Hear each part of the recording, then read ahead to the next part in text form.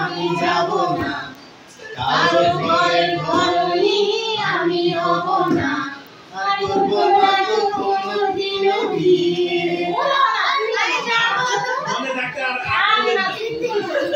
আর যাব তোমায় শ্বশুর বাড়ি নিয়ে। আহা তেন কইস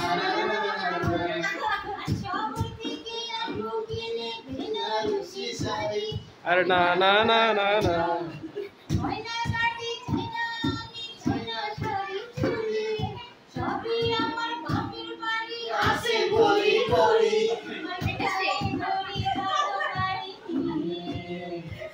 যা যা